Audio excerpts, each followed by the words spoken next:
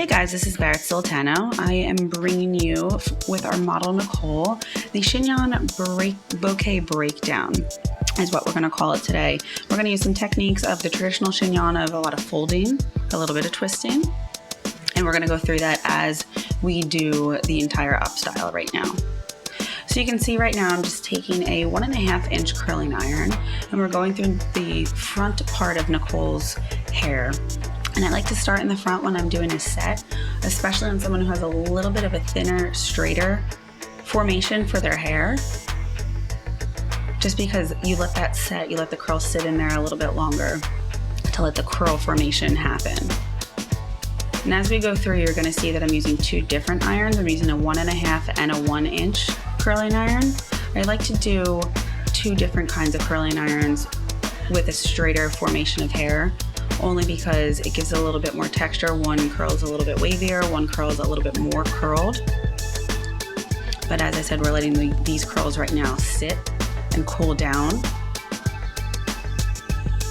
so that when we go to do the up style, those are the first ones that we take down, but they've also had the longest to set in the curl.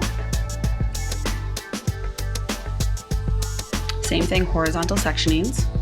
I like to take a 1 to 1.5 inch sectioning. You don't want to go too big with your sections.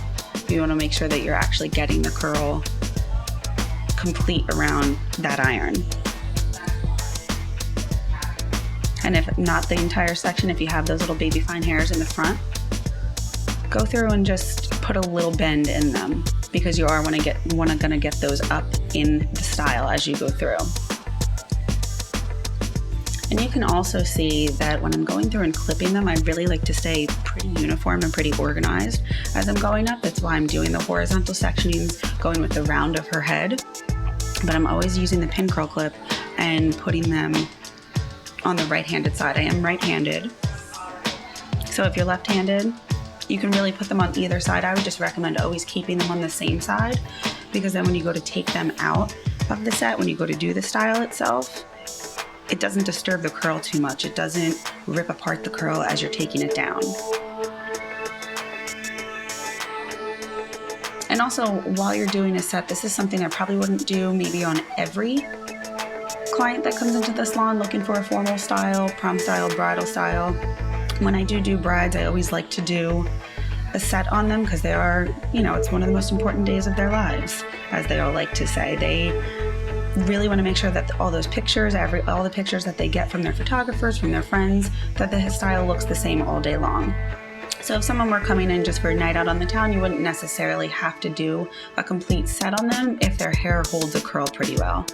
Like I said before, if they don't hold a curl, I would go through and do maybe a quicker set, or at least to add a little bit of bend into their hair and let the curl cool off. So now the back sectionings, we're going to go from the nape all the way up to the crown, horizontal sectionings, changing every other row with the 1 inch to the 1.5 inch. As we get to the top, I really like to split that. I like to use the bigger curling iron as we get to the top sections, because that's more than likely where you're going to add a little bit more volume, if you are going to add the volume to the up style.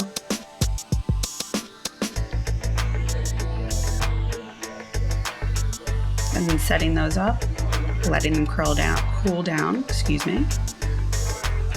And as we take the set down, I always like to start with the first curl that I pinned up on the sides. Sometimes you can leave the sides up if they do want some pieces down, maybe in the front. Their fringe area is a little too short. You can leave those pieces up as you're doing the back of the up style. I always like to start at the back of the up style, really get a formation of where we're going with that style to see if they like it, where they want the front to live after that. Complete back is done is a little bit easier, I find, because you already have the style behind it. So right now we're just going to do the base, and you can see that I just twisted it around my hand, and we're going to let it fold into the rest of the hair, because this is the base. We're probably going to use a few more bobby pins than I would on every other piece. I like to make sure that the bobby pins are crisscrossed into an X, because that really helps them lock in and make sure that it's nice and secure, because you are going to be pinning the rest of the hair onto this base right now.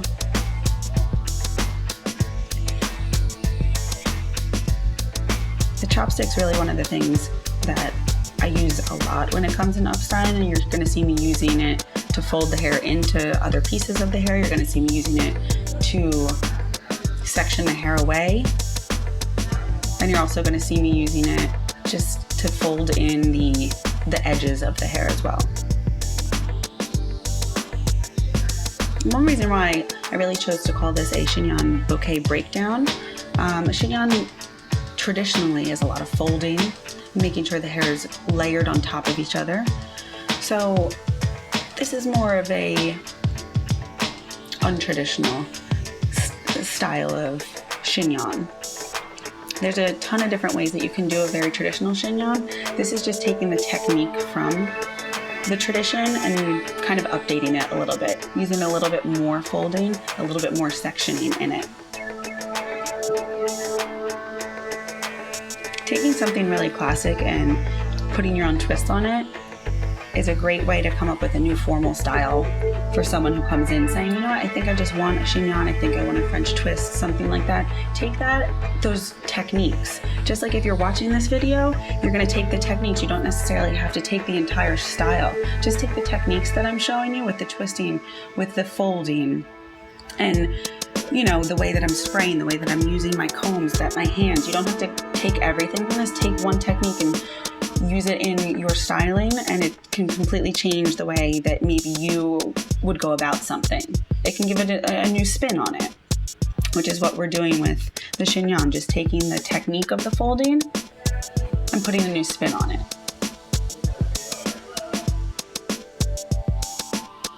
And you're going to see that I use a lot of bobby pins, but I don't ever open them with my mouth. That is a huge no-no in my book. I feel that if a client sees you open a bobby pin with your teeth or your mouth, then they're going to wonder, okay, now she's going to go put that in my hair.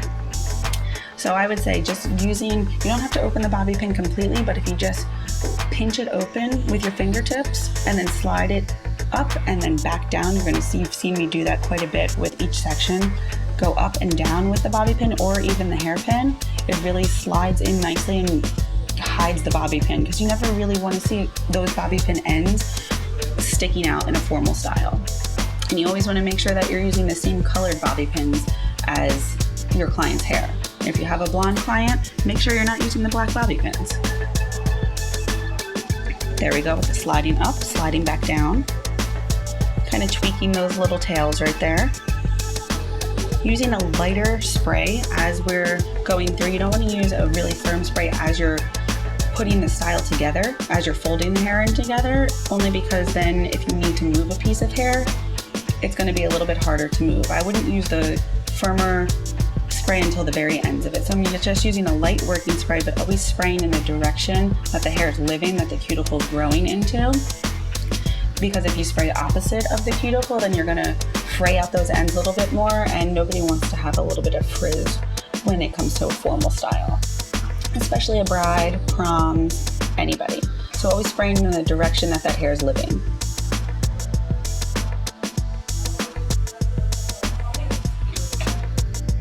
A really important question to always ask your client too, it may seem really simple and that you wouldn't think would bother a lot of people, is do you want your ears covered? Do you want the tops of it, the hair laying on it? Do you want it behind it? I've found through the years that a lot of people say, oh, I don't know, I don't actually think I want my ears showing. I think I want the hair to live a little bit over it. So that's one thing as you're getting to the front sections of this style that you want to make sure that you ask somebody, do you want it on that or do you not? And it could be just a simple yes or no. It maybe doesn't bother them at all, but it's something that maybe they didn't even think about. And you want to make sure that they're really happy with the entire style and especially the front of it, because that's what they're seeing. That's where you can tweak it a little bit. If you see that they're getting a little uncomfortable, you can kind of tell their body language and seeing, oh, is she smiling? Is she not? See how that client wants to wear the front of their hair. And again, with just folding that hair over, you're going to see that section has a nice little sleekness to it instead of the twists and the folds into it. I really like to make sure that it's nice and cohesive. The front of this style is going to be a little bit more sleek, a little bit more subdued. So I want to make sure that the back of the hair ties into the front of the hair. And you can make a cohesive style even though it's a little bit more to one side. You can still make sure that it's even. You can make sure that the volume's even all the way around, that you have the sleekness on one side that you have on the other side, as well as in the back.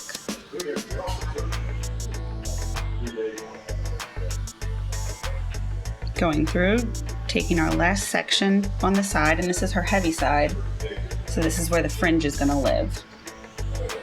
Again, spraying backwards.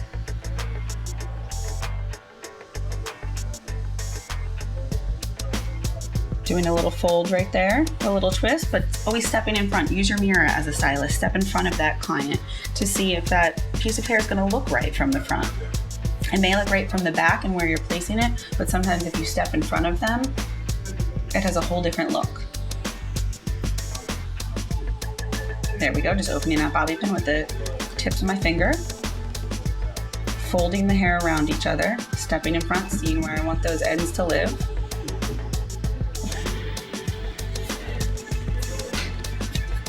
Again, just making sure that you're spraying in the direction that hair is going, using the tail comb to get those little fine hairs above the ear. Especially on this heavy side, you want to get the lower section above the ear if you're going to let the rest of it live on top of the ear. And you can see I kind of changed my body position as well. I went in and moved more to the front of her hair as I'm doing the heavy section, so I can see where those hairs are going to live and where I'm going to fold them into the base of the style.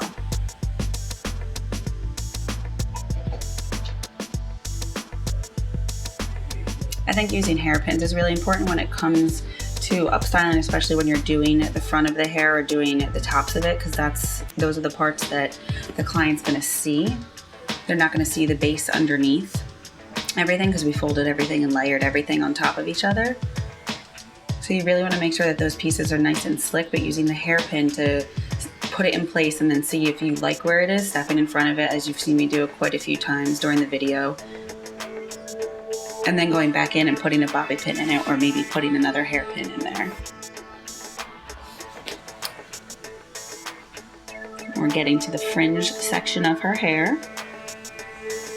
Again, spraying in that direction. You're going to see that a lot in this section. Lightly combing this hair. You don't want to disturb the curl too much because then you're going to brush the curl that you put in and worked so hard with the set. You're going to brush it completely out if we go a little harsh with the brushing. Again, just folding that hair nicely into it.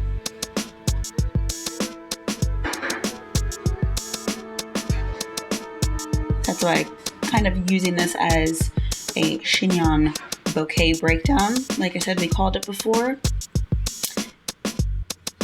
As I'm folding the hair into the style, you can kind of see it almost looks like little rosebuds. That's why we kind of use the bouquet word for it.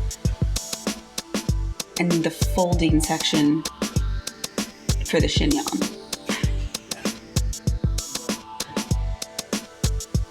And if you have any little hairs out of place, you can take a step back at it and then see that it might need a bobby pin or a hairpin if it's a larger piece. Using the bobby pin for the larger pieces and the hairpins for those little fine pieces that you can just slide right into the rest of it. Fringe is really important. Just to use the tail comb or the end of my brush just to place that in there nice and sleek. And there you have a nice formal style for our model Nicole, the Chignon Bouquet Breakdown.